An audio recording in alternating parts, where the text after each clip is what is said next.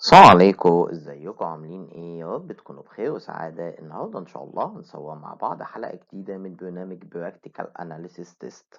حلقة النهاردة حلقة مميزة جدا، هنشرح فيها تقنية مهمة جدا بستخدمها في المعمل عندي، وهي تقنية التربيديمتري او تقنية العقارة. تقنية جديدة بستخدمها لتحليل السي ار بي والانتستريبت والروماتويد. فركز معايا في كل كلمة هنقولها في حلقة النهاردة. بس قبل اي حاجة، لو انت اول مرة تشوفني ما تنساش تعمل لايك للفيديو وشير للقناة وسبسكرايب عشان يوصلك كل جديد. معكم كابتن اناليسيس. بدون مقدمات طويلة، هات كشكولك وقلمك ويلا بينا ندخل في حلقة النهاردة. ركز معايا قبل ما ادخل في حلقة النهاردة، تعال اعرفك شوية حاجات مهمة. انا عندي قسم اسمه قسم السيرولوجي. القسم ده بشتغل فيه بتقنية اللاتكس، بشتغل فيه تحاليل السي ار بي الاندستريبت الروماتويد وغيرها من التحاليل.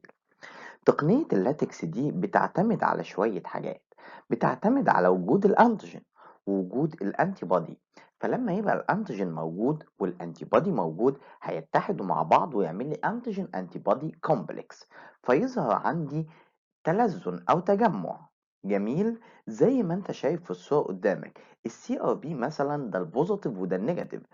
اللي انت شايفه في البوزيتيف ده الاجلوتينيشن نتيجه لوجود الانتيجين انتي بودي كومبلكس. اما السي ار بي النيجاتيف هنا ما تكونش عندي الكومبلكس وبالتالي ما ظهرش اجلوتينيشن. الطريقه دي سهله وبسيطه ورخيصه وكل حاجه، بس ظهر ليها مشاكل كتير جدا زي الفولس بوزيتيف والفولس نيجاتيف، وبالتالي ما بقتش دقيقة. وعشان كده بدأنا ندور على طريقة أدق منها، وعشان كده لجأنا إن إحنا نخترع فكرة التربيديمتري. فركز معايا عشان هنشرحها بالتفصيل. قبل ما أكلمك عن التربيدومتري بالتفصيل، تعالى الأول أفكرك بحاجة شرحناها زمان، وهو جهاز السبكتروفوتوميتر. الجهاز اللي انت بتشتغل عليه في المعمل عشان تطلع منه نتائج الكيمياء زي السكر والكبد والكلى وهكذا. الجهاز ده بيكون فيه سورس لايت مصدر للضوء، وبيكون فيه الكيوفيت اللي فيها السوليوشن بتاعي. السوليوشن ده بيكون عبارة عن محلول فيه السبستريت، وهضيف عليه السيرم اللي فيه المادة اللي أنا عاوز أقيسها، فيحصل عندي كالر، يحصل عندي لون. جميل. طيب يبقى الكيوفيت هنا فيها المحلول بتاعي بس متلون. حلو الكلام. الضوء هيطلع من عندي ويخترق الكيوفيت. جميل. ركز معايا بقى. جزء من الضوء هيحصل له absorbed، هيحصل له امتصاص، وهيتفضل عندي كمية غير ممتصة من الضوء، دي بتسمى transmitted light. جميل. الجهاز عندي هيقيس كمية الترانسميتد لايت دي، ومن معادلة اللي هي قدامك دي هيحمل ايه بقى عندي، هيحسب لي قيمة الابزوربد لايت. المعادلة بتقول لك ال A بتساوي ال 2 ناقص اللوج T. ال A وهو الابزوربانس وال T اللي هو الترانسميت. جميل. بعد كده هيستخدم الابزوربانس ده في قانون للعالم بير، اللي هو الابزوربانس سامبل على الابزوربانس ستاندر في الكونسنتريشن الخاص بالستاندر. جميل. ويطلع لك النتيجة بتاعتي. وخلي بالك كل ما كان تركيز المادة عالي كل ما كان لونها عالي. حلو الكلام. دي فكرة جهاز السبكتروفوتوميتر وفكرة التحاليل الكالوريمتريك اللي انت بتشتغلها في المعمل عندك.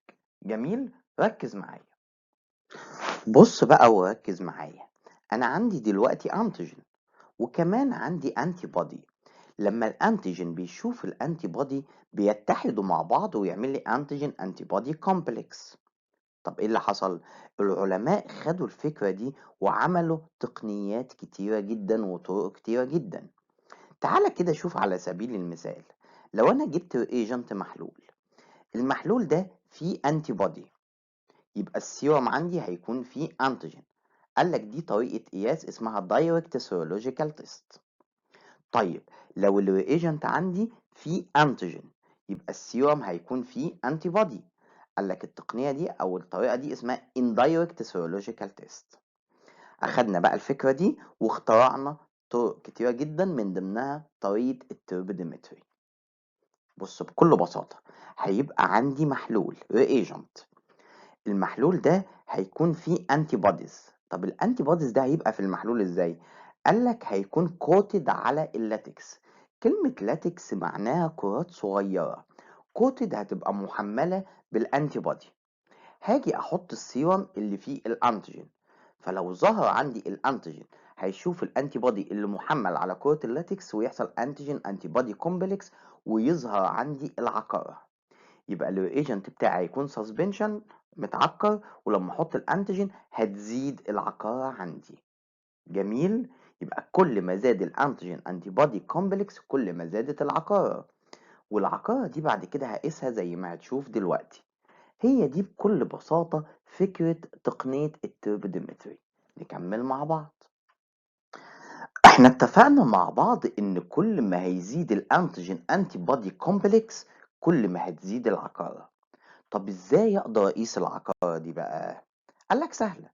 هات جهاز السبكتروفوتوميتر اللي في المعمل عندك، جهاز الكيمياء اللي انت بتشتغل عليه. قلنا الجهاز ده فيه مصدر للضوء سورس لايت، هيطلع ليا ضوء. الكيوفيت هيكون فيها محلول اللي انا هقيسه، بس المحلول ده هيكون فيه العقارة. حلو الكلام. ايه اللي هيحصل عندي بقى؟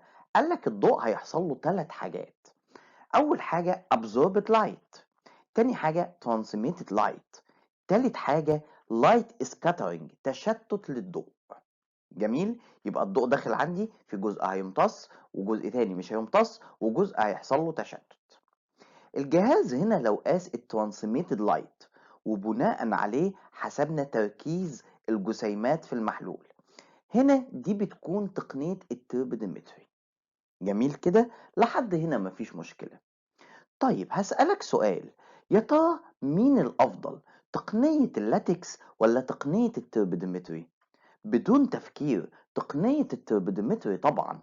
ليه؟ قالك أول حاجة لأنها بتكون quantitative بتديني رقم. تاني حاجة تقنية اللاتكس بتكون سيمي كوانتيتيف. يعني ايه سيمي كوانتيتيف؟ يعني مثلا لما تيجي تعمل تحليل السي ار بي بتطلع النتيجة بوزيتيف 6 12 24 48 96 وهكذا. طب الأرقام اللي ما بين 6 و12 أو ال 12 و24 فين؟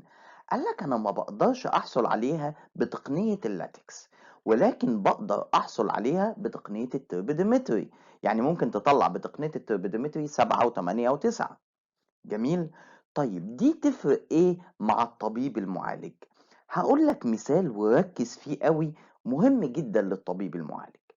جالي مريض عملت له تحليل سي ار بي، طلعت النتيجة باللاتكس 48، ولما اشتغلتها بتقنية التربيديمتري طلعت 77. طيب التتر اللي طالع عندي سواء 48 أو 77 ده بيعرفني شدة المرض، وبناء عليه الطبيب المعالج بيدي للمريض الانتيبيوتيك العلاج بتاعه. بعد ما المريض خد العلاج الطبيب المعالج طلب منه يعيد التحليل، فاشتغلتها بتقنية التربيديمتري طلعت 60، يعني نزلت من 77 ل 60. جيت اشتغلتها بتقنية اللاتكس طلعت 48.